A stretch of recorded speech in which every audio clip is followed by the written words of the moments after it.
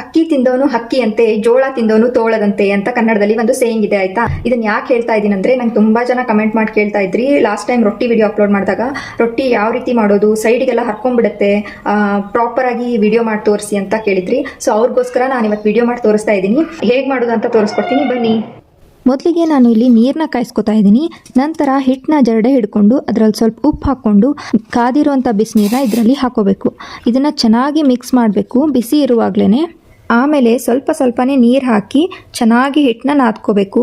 ಎಷ್ಟು ಚೆನ್ನಾಗಿ ಹಿಟ್ಟು ನಾದ್ತೀವೋ ಅಷ್ಟು ಚೆನ್ನಾಗಿ ರೊಟ್ಟಿ ಬರುತ್ತೆ. ಏನಂದರೆ ಫಸ್ಟ್ ಟೈಮ್ ಮಾಡಿದಾಗ್ಲೇ ಪರ್ಫೆಕ್ಟಾಗಿ ಬರಲ್ಲ, ಮಾಡ್ತಾ ಮಾಡ್ತಾ ಹೋದಾಗೆ ಒಂದು 4-5 ಸಲ ಮಾಡಿದಾಗ ಚೆನ್ನಾಗಿ ಬರುತ್ತೆ ರೊಟ್ಟಿ.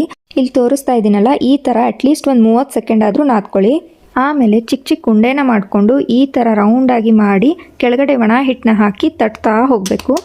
ಫಸ್ಟ್ ಟೈಮ್ ಟ್ರೈ ಮಾಡೋರು ಸ್ವಲ್ಪ ಹಿಟ್ಟನ್ನ ಗಟ್ಟಿಗೆನೆ ಕಲಿಸ್ಕೊಳ್ಳಿ. ಫಸ್ಟು ಒಂದೇ ಕೈಯಿಂದ ಈ ಥರ ತಿರುಗಿಸ್ತಾ ತಟ್ತಾ ಹೋಗಿ, ಸ್ವಲ್ಪ ದೊಡ್ಡದಾದ್ಮೇಲೆ 2 ಕೈಯಿಂದ ತಟ್ಟಿ. ನೋಡಿ ಎಷ್ಟು ಚೆನ್ನಾಗಿ ಬಂದಿದೆ ರೊಟ್ಟಿ.